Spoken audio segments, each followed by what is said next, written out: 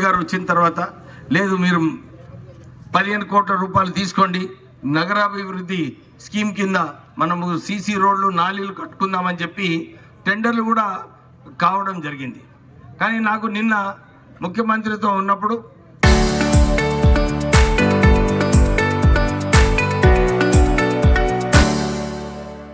వారు చెప్పినారు నాకు ఇంకొక 30 కోట్లు టీయూఎఫ్ఐడిసి నుంచి వచ్చేదో అవసరం ఉంది సార్ అంటే తక్షణమే ముఖ్యమంత్రి గారు కూడా వారి సెక్రటరీకి ఆదేశాలు ఇచ్చిండు. ఈ ఎలక్షన్ కోడ్ అయిన తర్వాత కూర్చొని 30 కోట్లు కూడా శాంక్షన్ చేయాలని చెప్పి వారు ఆదేశాలు ఇచ్చారు. అంటే మన నర్సాపూర్ టౌన్కి ఎన్ని కోట్ల రూపాయలు వస్తాయమ్మా? ఈ వచ్చే కరెంటు సంవత్సరంలో 45 కోట్ల రూపాయలు వస్తాయి. అంటే మన వార్డులలో ఏదైతే ఉన్నాయో మురికి కాలలు దాన్ని మంచి నాలీలు చేసుకోవడము, సీసీ రోడ్స్ చేయడము, మంచినీటి మనకు మంచినీటి పథకము అమృత్ స్కీమ్లో కూడా ఇక్కడ దాంట్లో ఇంటింటికి నల్ల నీళ్ళు కూడా ఈ వచ్చే సంవత్సరంలో అందరికీ నల్ల నీళ్ళు కూడా ఇవ్వడం జరుగుతుంది.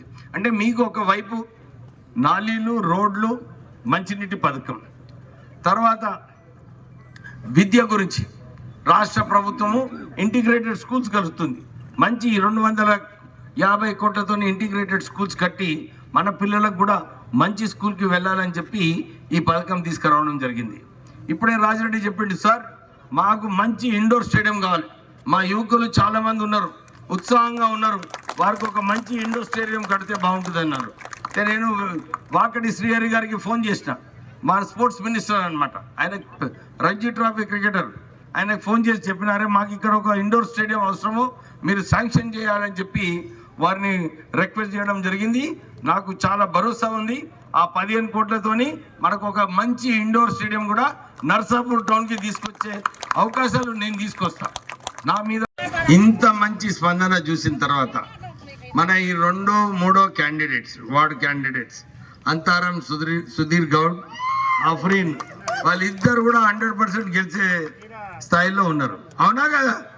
ఏం జోష కనబడతలేదు, చెప్పట్లేదు. మనము ఎక్కువ జోష్లో కూడా ఉంటే కష్టం, ఎందుకంటే ఆ జోష్లో ఉండిపోతాం, మళ్ళీ ఓట్లు వచ్చేటప్పుడు మళ్ళీ వేరేగా ఉంటుంది. మనకు మంచిగా పనిచేసేది అవసరం ఉన్నది. ఏం పని చేసేది అవసరం ఉన్నది? మన ప్రజలందరూ కూడా కాంగ్రెస్ ప్రభుత్వం వచ్చిన తర్వాత హామీలు ఇచ్చారు, లేదు మనం ప్రజలకు ఆదుకుంటాం, బీద ప్రజలకు మేము ఎంట ఉంటాము, వాళ్ళ బాధలు ఏమున్నాయో కనుక్కుంటాము, మేము ఇవన్నీ పరిష్కరిస్తామని చెప్పి మనమందరము ఎలక్షన్లో ప్రామిస్ చేసినాం. కానీ అప్పుడు మీరు టీఆర్ఎస్ ఎందుకు గెలిపించిండ్రు? ఇప్పుడే రాజిరెడ్డి చెప్పినట్టు ఆ ప్రొసీడింగ్స్ చూపించిండ్రు అన్ని చోట్ల పోయి, ఇగో మీకు ఇక్కడ కమ్యూనిటీ హాల్ ఇస్తున్నాము, మేము ఇక్కడ రోడ్ ఇస్తున్నాము, ఇక్కడ నాలీలు ఇస్తున్నాము అని చెప్పి వాళ్ళేమో మాట ఇచ్చిండ్రు. అయితే ప్రజలు ఏం చేస్తారు పాపం, అరే మాకు ఇవి వస్తున్నాయి కదా అని చెప్పి మీరు అందరు టీఆర్ఎస్ పార్టీకి ఓటేస్తారు. కానీ మీకు తెలిసింది కదా తర్వాత ఈ రాష్ట్రంనే ఒక అప్పుల రాష్ట్రం చేసిన సంగతి ఈ టీఆర్ఎస్ ప్రభుత్వంకి ఉన్నది. వాళ్ళు మొదలు పార్లమెంట్లో ఇంకా అసెంబ్లీలో కేసీఆర్ అన్నాడు 3 లక్షల కోట్లే అప్పు చేసిన అన్నాడు. కానీ 3 లక్షల కోట్ల అప్పు, అది తర్వాత కాళేశ్వరంలో 1 లక్ష కోట్లు, అన్ని కార్పొరేషన్ల నుంచి అప్పులు తీసుకొని 8 లక్షల కోట్ల అప్పు చేసిండమ్మా. 8 లక్షల కోట్ల అప్పు అంటే నెలకు 5,000 కోట్ల రూపాయలు మిత్తికే పోతున్నాయి. అయితే నిధులు ఎక్కడ ఉంటాయి? నిధులు ఉండవు కదా. అంటే ఈ కేసీఆర్ ఏం చేసిండంటే కమిషన్లు దోచుకొని అవినీతిలో మొంగిపోయి ఆయన పార్టీకి 1000 కోట్ల రూపాయల డిపాజిట్లు ఉన్నాయంటే ఈ ఎన్ని ఎలక్షన్లు కొట్లాడిన తర్వాత ఎంత అవినీతి జరిగిందో మీరు అందరూ కూడా ఆలోచించారు. అవునా కదా? ఆ పైసలు ఎవరి? మన పైసలు దోచుకొని వాళ్ళు పార్టీలు 1000 కోట్ల డిపాజిట్లు పెట్టుకున్నారు. 20,000 ఎకరాలు హైదరాబాద్ నగరంలో ఆ చుట్టుముట్టు అన్నీ కూడా భూ కబ్జాలు చేసుకోవడం జరిగింది. అంటే కేవలం సొంత కుటుంబానికి ఆస్తులు పెంచుకోవడానికి టీఆర్ఎస్ పార్టీ ప్రయత్నం పనిచేసారు 10 సంవత్సరాలు. మన రాష్ట్రాన్నేమో దాని వెనుక తీసుకుపోయినారు. మనకు డబుల్ బెడ్రూమ్ ఇల్లు ఇచ్చిండ్రా? నిజంగా చెప్పండి, కానీ మన ఈ కాంగ్రెస్ ప్రభుత్వం వచ్చిన తర్వాత మీకు ఇందిరమ్మ ఇల్లులు ఇవ్వాలి అని చెప్పి మన నర్సాపూర్ టౌన్లోనే 500 ఇందిరమ్మ ఇల్లులు ఇవ్వడం జరిగింది. ఇప్పుడే రాజిరెడ్డి చెప్పినట్టు 500 డబుల్ బెడ్రూమ్ ఇల్లు కూడా నేను వారికి ఇప్పుడే చెప్పిన ఆ మీటింగ్లో, మీరు కేవలం నిజంగా బీద ప్రజలు ఎవరికైతే జాగా లేదో, ఎవరికైతే సోమత లేదో వీళ్ళకే 500 మందికి సెలెక్ట్ చేసి ఆర్టీఓ ఆఫీస్లో పేర్లన్నీ పెట్టాలి.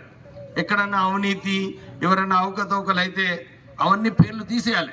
ఎందుకంటే నిజంగా ఎవరైతే అర్హత ఉన్నదో వాళ్ళకే డబుల్ బెడ్రూమ్ ఇల్లు మనం అలాట్ చేయాలి. సో దాంతో ప్రజలకు మేలు అవుతుంది. సో మీకు ఈ వచ్చే 3-4 నెలలనే 500 ఇల్లులు మన బీద ప్రజలకు ఇచ్చే అవకాశం ఉన్నది. మీరు అందరు పేర్లు రాసుకోండి, ఎవరైతే అర్హత ఉన్నారో పేర్లు రాసుకోండి. నేను కూడా ఈ సమస్యను కలెక్టర్ని పిలిపించి, అరే వీళ్ళందరూ ఉన్నారు అర్హత ఉన్న వాళ్ళు, వీళ్ళకు డబుల్ బెడ్రూమ్ ఇల్లు కేటాయించాలని చెప్పి నేనే ఉండి అలాట్మెంట్ చేయించడం జరుగుతుంది. సో మీకు ఒక భరోసా అన్నమాట, అరే నాకు కూడా ఒక డబుల్ బెడ్రూమ్ ఇల్లు వస్తుంది, నేను కూడా మా పిల్లలను మంచిగా చూసుకోవచ్చు అని చెప్పి ఆ భరోసా కల్పించడానికి 500 డబుల్ బెడ్రూమ్ ఇల్లు. అంతేకాదు ఇంకా కొంచెం మంచిగా ఉన్నోళ్ళు ఎవరైతే అర్హత ఉన్నో కట్టుకోవచ్చు, వాళ్ళకు అవి కూడా 500 ఇందిరమ్మ ఇల్లులు ఇవ్వవచ్చు. అంటే మన నర్సాపూర్ టౌన్లోనే ఒక 1000 ఇల్లు ఈ సంవత్సరం మనందరికీ కూడా వస్తుంది. సో అన్ని వార్డులలో రాజిరెడ్డి మన క్యాండిడేట్స్ చెప్పాలి, మీరు కాంగ్రెస్ క్యాండిడేట్ని గెలిపిస్తే మనందరికీ ఇందిరమ్మ ఇల్లులు వస్తాయి, మనకు డబుల్ బెడ్రూమ్ ఇల్లు వచ్చే అవకాశం కూడా ఉన్నది అని చెప్పి మీరు భరోసా కల్పించాలి. ఇప్పుడే నువ్వు చెప్పినట్టు 10 సంవత్సరాలు అయితే దానికి నేను ఇంతకుముందు ఏం చెప్పినా మనకు 8 లక్షల కోట్ల అప్పు చేసాడు కేసీఆర్. దాన్ని అన్ని పరిస్థితులు సెటరేట్ చేసుకోవాలనే లేదా? ఇప్పుడు మీరు పెళ్లి చేసుకొని ఇంటికి పోతారమ్మా, ₹1,00,000 అప్పు ఉంటుంది. మీ ఆ ఇంటికి పోయినాక ఆ ఇంటికి 3 లక్షల అప్పు ఉన్నది అనుకో, భారం ఉంటుందా లేదా? ఏమన్నా మనకు అనుకునే అవుతాయా లేదా? అదే పరిస్థితి ఉంది మన కాంగ్రెస్ గవర్నమెంట్. దాన్ని అంతా సెట్ చేస్తున్నారు. మీకు ఏదైతే 2,500 రూపాయలు ఇస్తానని కాంగ్రెస్ పార్టీ ఇస్తుందో డెఫినెట్లీ ఇస్తుంది మీ అందరికీ కూడా. మళ్ళీ మనకు చాలామంది పెన్షన్లు అడుగుతున్నారు. పెన్షన్లు ఇవ్వాలని చెప్పి కాంగ్రెస్ ప్రభుత్వం కంకణం కట్టుకున్నది. ఏమని కంకణం కట్టుకున్నది? వీళ్ళకు రేషన్ కార్డులు ఇవ్వాలి, రేషన్ కార్డులు ఇస్తే 200 యూనిట్లు వస్తాయి, బస్సు ఫ్రీ ట్రావెల్ ఉన్నది, వీళ్ళకు మనము డెఫినెట్లీ పెన్షన్లు ఇవ్వచ్చు అని చెప్పి అతి త్వరలోనే నాకు అనిపిస్తుంది వచ్చే రోజులలో ఎవరైతే అర్హత ఉన్నదో అందరికీ కూడా పెన్షన్లు కూడా మన కాంగ్రెస్ ప్రభుత్వం ఇస్తుంది.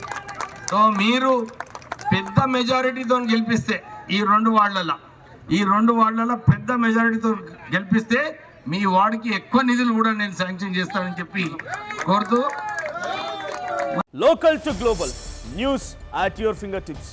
మీ చేతిలో ఒక ఆయుధం. Download R TV app.